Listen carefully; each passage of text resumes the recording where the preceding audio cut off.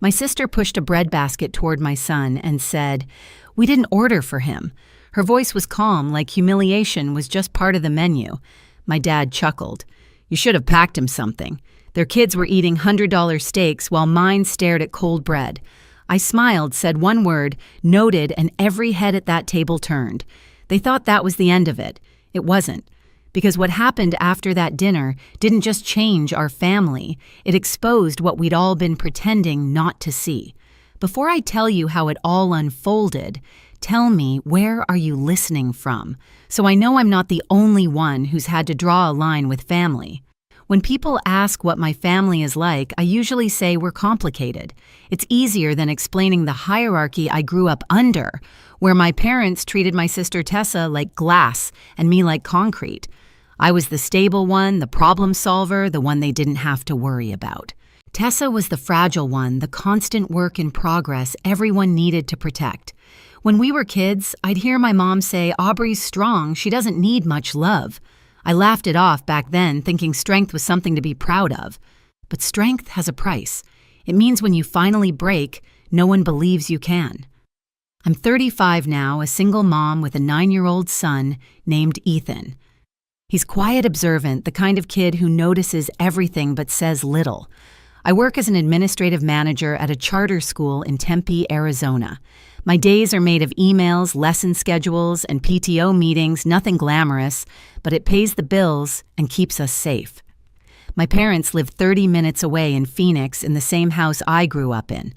The wallpaper hasn't changed since the 90s, and neither have they. My dad still believes discipline is love, and my mom still believes silence keeps peace. I used to visit every Sunday until the emotional math stopped adding up. The small talk, the sideways comments, the subtle digs that left me drained for days. Tessa. She's the golden child who never seems to run out of second chances. She's gone from job to job, boyfriend to boyfriend, always starting over. My parents call her brave for trying new things. When I pay her rent or pick up her kids from school, they call me responsible. It's funny how the same act can mean charity for one and duty for another. So when my parents invited me to their 45th anniversary dinner, I wanted to believe it was a truce. My mom's text said, "Just family, nothing fancy." I offered to book the restaurant, a nice steakhouse in Scottsdale with soft lighting and private rooms. I even found a company to restore their wedding photo from 1978, framed it beautifully. I thought maybe for one night we could all sit at the same table and remember we were on the same side. I didn't realize I was walking straight into a script I'd been cast in since childhood, the one where love had conditions and respect had limits. The night of the dinner, Ethan and I arrived 5 minutes early. He was wearing the little navy blazer I'd ironed that morning, his hair combed just the way he liked it, neat, but not babyish. He gripped my hand as we walked through the heavy glass doors of the steakhouse. I remember the smell of seared meat, the low jazz music, the clink of silverware. It was warm, expensive, almost too polished to feel real. Tessa and her family were already there. Her husband, Doug, had a drink in hand. Their boys were sprawled across the booth, loud and glowing from their tablet screens. Tessa turned, smiled just enough to be polite, and said, "Oh, hey, you made it." She didn't stand up. My mom offered a distracted hug. My dad didn't move at all. No one looked at the gift bag I was holding, the restored wedding photo I'd spent weeks arranging. It sat beside me like an afterthought. I helped Ethan unfold his napkin, pointed at the menu, and whispered, "You can get anything you want." He smiled at the chicken tenders. Simple, safe, something a kid could love. I was just about to wave down the waiter when Tessa leaned over, sliding the breadbasket toward Ethan. "We didn't order for your son," she said. "Mom thought he's a picky eater anyway." For a second, I thought I'd misheard her. Then my dad added, casual as ever, "You should have packed him something. It wasn't just what they said, it was how easy it sounded. The tone of people so used to dismissing you that they don't even notice anymore." I looked at my mother. She stared into her glass of water like there was something important floating inside. No one else spoke. Ethan's shoulders slumped. He didn't cry. He just stared at the bread like it might disappear if he touched it. Something in me cracked, but not loud. It was quiet, steady, controlled. I realized sitting there that this table had always been the same Tessa, getting seconds me cleaning the crumbs. I smiled. Just one word left my mouth. Noted. The sound of it seemed to echo longer than it should have. Tessa looked confused. My dad went back to his steak, but Ethan glanced at me, really looked, and in his small, shy eyes, I saw it. He understood that his mother wasn't going to take it anymore. I didn't say another word. I just waited. Waited for the moment to make good on that promise. The waiter came back a few minutes later, his notepad ready, smile polite. "Are we all set to order?" he asked. The air at that table felt heavier than the lighting. I could hear Ethan's quiet breathing beside me. My dad was still cutting his steak, pretending nothing had happened. My mom was scrolling through her phone, and Tessa was whispering something to Doug, probably about me. I stood up. The chair scraped against the floor loud enough that every conversation in the private room stopped. Actually, I said calm and steady, cancel any orders that haven't gone to the kitchen yet, and put everything that's already on the way on my father's tab. It's his anniversary after all. You could hear a pin drop. The waiter froze. Tessa's jaw fell open. My dad finally looked up, fork in midair. "And for my son," I continued, "he'll have the ribeye. Medium rare, with truffle fries and a Coke. Make it quick, please." The waiter nodded, eyes wide, and disappeared. Ethan looked at me like he wasn't sure if he should smile. I reached over and broke a breadstick in half, handed it to him. "Eat, honey," I whispered. "We're fine." Doug cleared his throat. "Was that really necessary?" I turned my eyes to him, calm as glass. Yes, it was. No one else spoke. The only sound was the soft clink of silverware from another table through the thin wall. Uncle Frank, my mother's brother, let out one low chuckle from across the room. I hadn't even noticed he and Aunt Laura had joined the dinner late, sitting at the end. Laura's eyes met mine, proud and knowing. She nodded once, like she'd been waiting years to see me do that. Dinner dragged on stiff and silent. Tessa's boys complained their food was taking too long. My dad didn't say another word. My mom tried to smile through the tension, her voice brittle whenever she spoke. When the check arrived, the waiter handed it straight to my father. My dad's face went red, but he didn't argue. As we stood to leave, I reached into the gift bag and pulled out the framed wedding photo I'd restored. It was beautiful sepia tones. Edges smoothed the two of them, smiling like the world was just beginning. I placed it gently on the table. "Happy anniversary," I said softly. Then I took Ethan's hand and walked out. We passed the host stand, the bar, the soft jazz still playing like nothing had happened. Outside, the night air hit cold against my skin. Ethan squeezed my hand. "Mom." "Yeah." He looked up, small and serious. "You weren't scared." I smiled. "No, baby." I was done. By the time I tucked Ethan into bed that night, my phone was already lighting up calls from Mom, missed FaceTimes from Tessa, one long voicemail from Dad.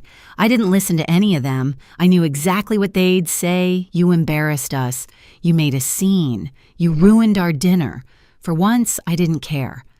I poured a glass of water, sat on the couch, and let the quiet sink in. The house felt still safe. No one talking over me. No one telling me what I should have done differently. Then my phone buzzed again, a message from Tessa. "You owe Dad for the dinner. $1,200. Pay your share." I stared at it for a long minute, then typed back one word, noted. I didn't hit send. I didn't need to. The next morning, there was a knock on my door. I opened it to see my parents and Tessa standing on the porch. They didn't call first. They never did. Dad was holding an envelope. Mom's lips were pressed so tight they were almost white. Tessa had her arms crossed, her sunglasses still on, though it was cloudy. "Can we come in?" Mom asked already, stepping forward. I didn't answer. I just moved aside. Ethan was sitting on the couch, pretending to play his Switch. He looked up, caught my eyes, then looked back down. He didn't need to see this, but he'd lived through enough of it already to know how it went. Dad placed the envelope on the kitchen counter with a soft thud. "That's the bill from last night. You agreed to pay half. You didn't." I leaned against the counter, calm. "Actually, I didn't agree to that. I offered to host, and you turned it into a public shaming. That was your tab." "You embarrassed the entire family," Mom said, her voice shaking. "In public, Aubrey. People were watching." Tessa cut in sharper. "You're delusional. Everyone's talking about it. You looked crazy." I laughed quietly.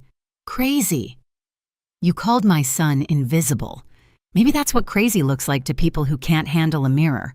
Tessa's mouth opened, but Uncle Frank's truck pulled up before she could speak. I'd called him 15 minutes earlier, said, "They're here." He'd simply replied, "We're on our way." When he and Aunt Laura walked in, the room shifted. My mom's face dropped. Dad's eyes narrowed. Frank nodded at me. "You good?" "Perfect," I said. Laura went straight to the counter, looked at the envelope, then back at my parents. "You really came here to collect money from your daughter after what happened?" "This isn't your business," Mom said quickly. Frank crossed his arms. "It is when you keep pretending one child's worth more than the other." Tessa scoffed. "Oh, please, here we go again, poor perfect Aubrey." I turned to her, my voice level. "You know I've covered your rent for almost a year, paid your electric bill, bought your kids Christmas presents. You never said thank you. You just said you'd pay me back soon." Frank slid a stack of papers across the table, photocopies of payments and transfers. I hadn't told him I was saving them, but Laura had suggested I document everything months ago. Tessa went pale. "You kept records. I keep receipts," I said, "for people who forget how much they take."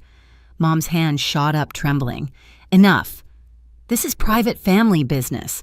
Laura cut in, her tone calm but firm, "Then start acting like a family." No one spoke. Even Ethan looked up from the couch. I reached for the envelope on the counter, opened it. Inside was the restaurant invoice, $1,200, neat handwriting at the bottom, "Pay your share." "Aubrey," I pulled $600 in cash from my wallet, placed it on top. "Here's half. Not out of guilt, out of pettiness. I sleep better knowing you didn't get the whole thing." Dad's face flushed red. "You're being disrespectful." "No," I said. "I'm being done." I slid the remaining papers from the folder toward them. Proof of every payment I'd ever made to Tessa, screenshots of messages, even a note from the school counselor confirming Ethan was doing fine after their so-called concern report. Mom's face drained of color. Dad clenched his jaw. Tessa was trembling. "You're pathetic," she said, voice cracking, "dragging everyone down because you can't stand not being the favorite." I stepped closer. "You were always the favorite, Tessa. You just mistook it for love." The room went quiet. Frank nodded once. "That's it. We're done here." I walked to the door, opened it, and waited. It took them a few seconds, but eventually they filed out. My dad first muttering something under his breath. My mom next, eyes wet. Tessa last glaring. When the door closed, I locked it and leaned my forehead against the wood. For a moment, I just stood there breathing. Then my phone buzzed again. A voicemail from an unknown number. I hit play. "This is the Department of Child Services. We received an anonymous report about your son, Ethan. We'd like to schedule a home visit." I froze. By the time the knock came 2 hours later, I'd already cleaned every surface of the house, double-checked. The fridge straightened Ethan's room. The two women at the door were professional calm. They asked questions. They looked around. They smiled at Ethan's art taped to the fridge. One of them said quietly before leaving, "We can tell this was a misunderstanding. You'd be surprised how often family does this." I wasn't surprised. Not anymore. That night, I gathered everything, copies of payments, messages, photos, and one letter I'd found months ago in a box in the garage. My mother's handwriting dated 35 years back. I don't think I'll ever bond with this second child. I'm too tired to try. I scanned the last line over and over until it blurred. That letter wasn't meant for me to find, but it explained everything. The next morning, I called my lawyer, Karen, a friend of Laura's. We filed for a formal cease and desist against my parents, and Tessa citing harassment and false reporting. Karen was quick, efficient, and furious on my behalf. A week later, a letter arrived at my door, this time from their attorney. They were filing for grandparent visitation rights, claiming I was denying them access to Ethan out of spite. Karen read it, smirked, and said, "They don't have a case. Arizona law won't back them. But let's make sure they regret even trying." We filed a full response with evidence, attached proof of harassment. The CPS report marked unfounded the payment trail and that old letter from my mother. 3 days later, the case was dismissed. When I told Ethan, he just nodded. "So they can't bother us anymore." "No, honey," I said. "Not anymore." He smiled, small but real. That evening, as I watched him color at the table, I realized it wasn't revenge. It was rescue.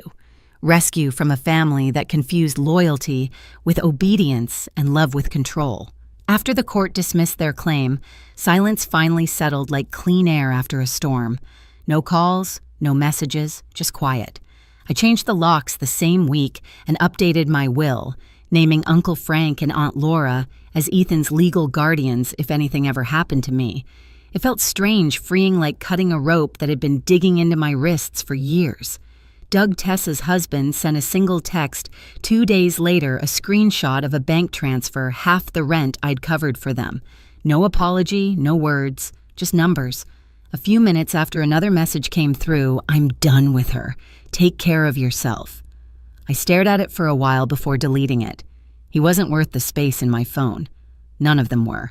When I saw my mother at the grocery store a week later, she looked smaller, older. She didn't speak. Just stood by the produce section, pretending to compare prices on apples. I walked right past her. For the first time in my life, I didn't stop to make her comfortable.